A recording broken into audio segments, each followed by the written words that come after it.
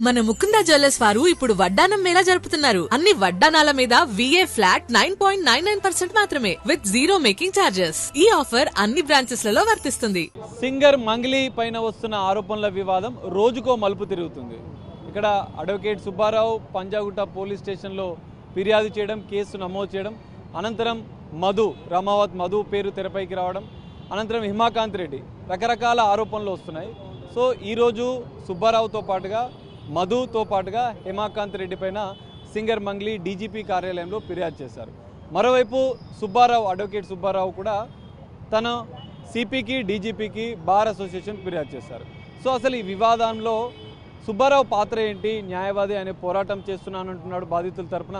న్యాయవాది సుబ్బారావు ఉన్నారు, ఒకసారి మాట్లాడదాం. కొద్దిసేపటి క్రితమే మంగ్లీ మీ పేరు పెట్టి మిగతా ఇంకొంతమంది పేరు పెట్టి డీజీపీకి ఫిర్యాదు చేశారు. మీరేం చెప్తారు? నేనేమంటానంటే, నా పేరు పెట్టి నేను ఎప్పుడన్నా ప్రత్యక్షంగా ఆ అమ్మాయిని నేను విమర్శించానా? రెండోది పరోక్షంగా ఎక్కడైనా విమర్శించానా? ఆన్ బిహాఫ్ ఆఫ్ మా క్లయింట్ తరపునే నేను ఆవిడ అన్నది అని చెప్పా. ఇప్పుడు మంగ్లీ గారు మా పేరు మీద కంప్లైంట్ ఇచ్చారు. Okay, no problem. నేనే ఇచ్చా. మా పేరు మీద ఈరోజు కంప్లైంట్ ఇచ్చారుగా, మరి ప్రధాన నిందితుడు రామావత్ మధు మీద ఎందుకు కంప్లైంట్ చేస్తలేవు? మీద కూడా ఈరోజు ఇచ్చింది. రామావత్ మధు మీద, హిమాకాంత్ రెడ్డి మీద, సుబ్బారావు మీ ముగ్గురు కలిసి తన పైన దుష్ప్రచారం చేస్తున్నారు, అసత్య ప్రచారం చేస్తున్నారంటూ మంగ్లీ డీజీపీకి ఫిర్యాదు చేశారు. ఓకే, నేనేమంటానంటే, డీజీపీ ఫిర్యాదు చేసేందుగా సుబ్బారావు ఏం చేసిండు? సుబ్బారావు స్కామ్ చేసిండా?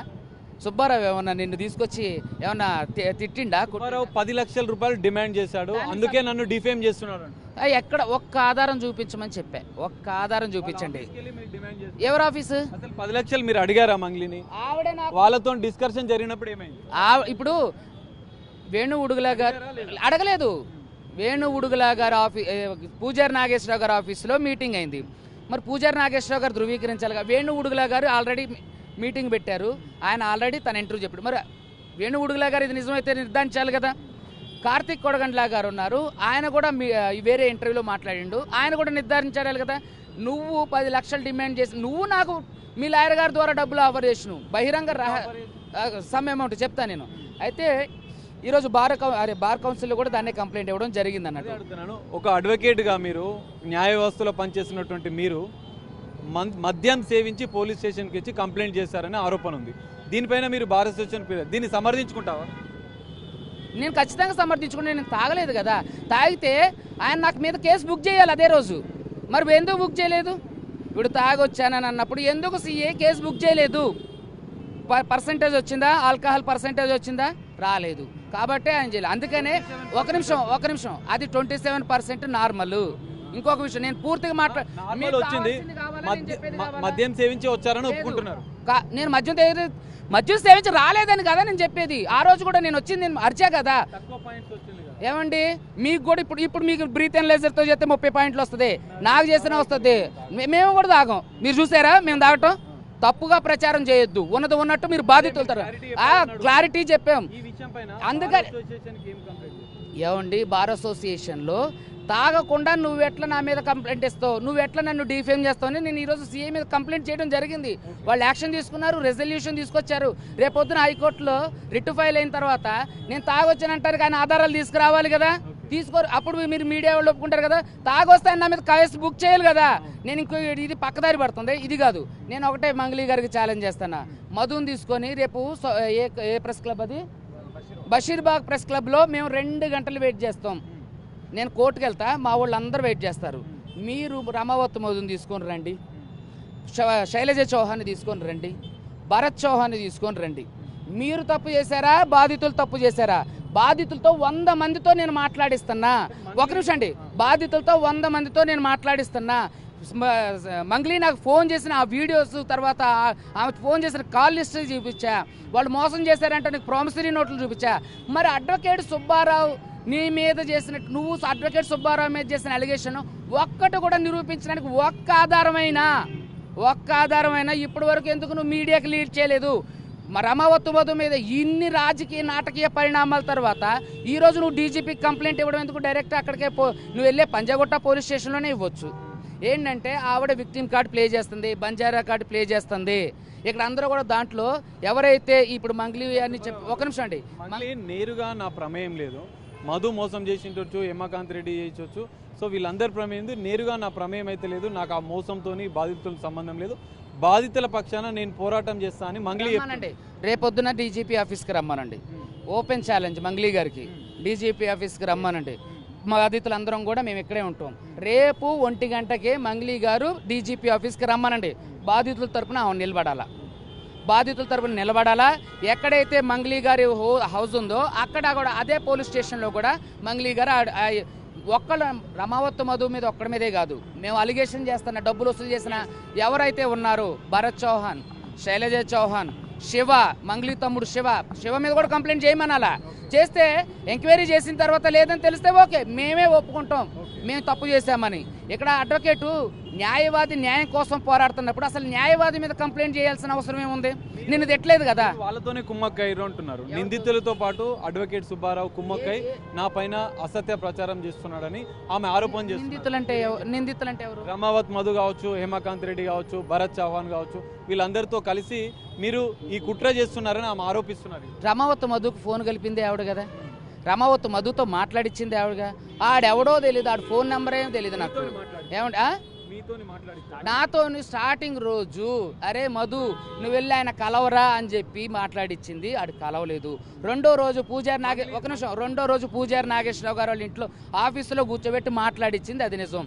మరి ఇవన్నీ నిజమైనప్పుడు ఆడెవడో గొట్టంగా అంటే ఇదేంటంటే ఇది టర్న్ చేయడానికి దయచేసి గమనించండి. మీడియా దృష్టిని మరల్చడానికి, ప్రజల దృష్టిని మరల్చడానికి మంగ్లీ నేను ఒకటే చెప్తున్నా, శివ ఉండో ఫోటోలు ఇచ్చా ఏదన్నా ఆధారాలు సేకరించారు కదా మీరు బాధితుల తరపున, మంగ్లీ నేరుగా ఈ మోసంలో భాగస్వామిగా ఉందా లేదా?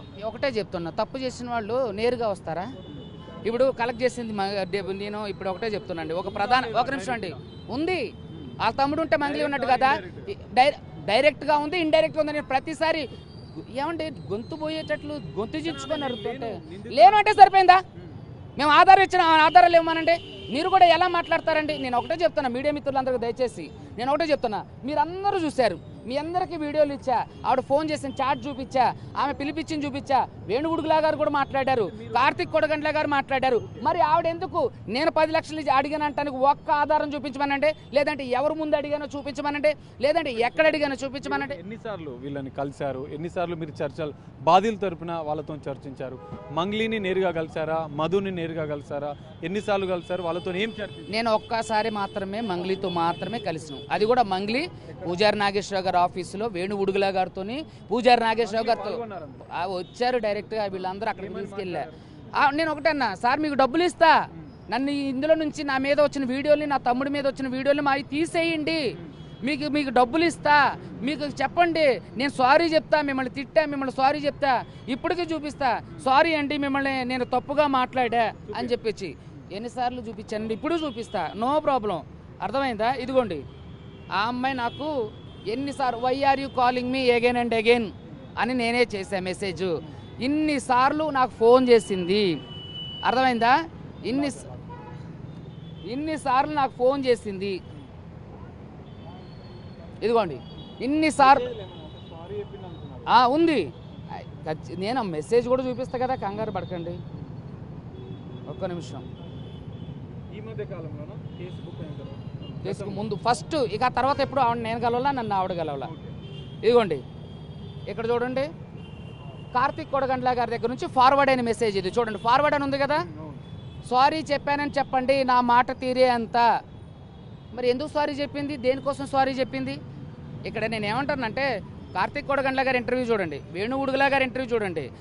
ఈ రోజు ఒక్కరోజు మధుగాడి మీద కేసు పెడితే సరిపోదు, నువ్వు రేపొద్దున బషీర్బాగ్ ప్రెస్ క్లబ్కు రామ్మా, నువ్వు నిర్దోషమని మేమందరం మాట్లాడతాం. మా బాధితుల తరపున నువ్వు ఎదురుగా ఇదే ప్రధాన మీడియాల ముందు మనం మాట్లాడదాం. 12 గంటలకు మీరు బాధితులను చూస్తే మీకు బాధ అవుతుంది కదా, బాధితులను చూస్తే మీకు ఎక్కడో బాధ కలుగుతుంది కదా. బాధితులందరూ రేపొద్దున 12 గంటలకు డీజీపీ గారు మీ మీద అంటే వాళ్ళ మీద కంప్లైంట్ చేయడానికి వెళ్తున్నారు, మీరు కూడా ఉంటారు అందులో, మీరు కూడా రండి.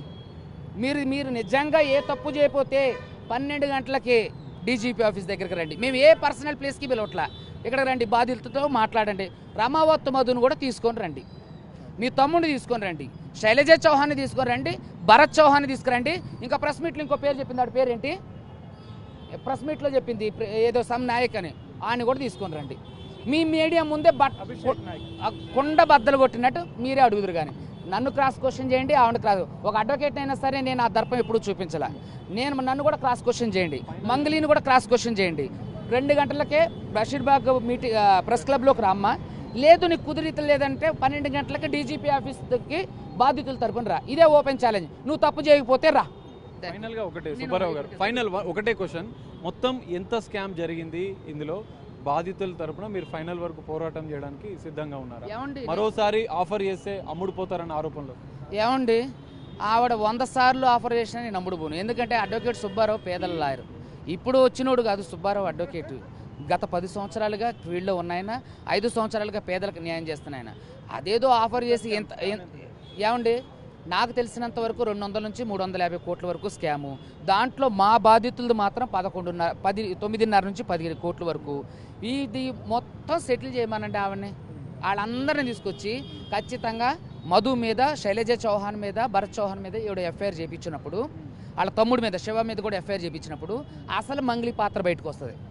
కాబట్టే ఆమె ఇప్పటి వరకు కూడా ఫైల్ ఇన్నిసార్లు మొత్తుకుంటుంటే, ఇన్నిసార్లు లేదండి వీళ్ళందరూ ఎందుకు తీసుకురావట్లా? నేను ఇన్ని ఆధారాలు ఇచ్చా. అడ్వకేట్ సుబ్బు నిన్ను 10 లక్షలు డిమాండ్ చేసినట్టు ఓపెన్ ఛాలెంజ్. నువ్వు రేపొద్దున 12 గంటలకు డీజీపీ ఆఫీసా, 2 గంటలకు బషీర్బాగ్ ప్రెస్ క్లబ్బా, నీ దగ్గర ఉన్న ఆధారాలు తీసుకొని రా, నేను ఒప్పుకుంటా. నీ దగ్గర డిమాండ్ చేసిన నువ్వు నాకు మీ లాయర్ గారి ద్వారా డిమాండ్ చేసినావు, నా దగ్గర ప్రూఫ్స్ ఉన్నాయి. ఎవరు నిందితులు, ఎవరు బాధితులు, ఎవరు నిందితులు అనేది రేపు తెలిసిపోద్ది. ఓపెన్ ఛాలెంజ్ రమ్మనండి. ఇది చూశారు కదా, అడ్వకేట్ సుబ్బారావు ఓపెన్ ఛాలెంజ్ చేస్తున్నాడు మంగ్లీకి. తనపైన డీజీపీకి కంప్లైంట్ చేశారు, రమావత్ మధు పైన కంప్లైంట్ చేశారు. ఇన్ని రోజులు ఎందుకు మంగ్లీ ఫిర్యాదు చేయలేదు? ఇప్పుడు ఫిర్యాదు చేయడం వెనుక ఉన్నటువంటి ఆంతర్యం ఏంటి? మంగ్లీ నిజంగా బాధితుల తరపున పోరాటం చేయాలనుకుంటే రేపు 12 గంటలకు బాధితుల తరపున డీజీపీ ఆఫీస్కు రండి, లేదంటే మధ్యాహ్నం 2 గంటలకు బషీర్బాగ్ ప్రెస్ క్లబ్కు రావాలంటూ కూడా మంగ్లీకి సుబ్బారావు సవాల్ విసిన పరిస్థితి. మరి దీనిపైన మంగ్లీ ఎలా స్పందిస్తారు? రోజుకో మలుపు తిరుగుతున్నటువంటి మంగ్లీపై వస్తున్నటువంటి ఆరోపణల కేసు ఎలా మారబోతుంది, ఎలా ముందుకు వెళ్తుంది అనేది మాత్రం వేచి చూడాలి. కెమెరామెన్ సురేష్తో కలిసి సాగర్, బిగ్ టీవీ, హైదరాబాద్.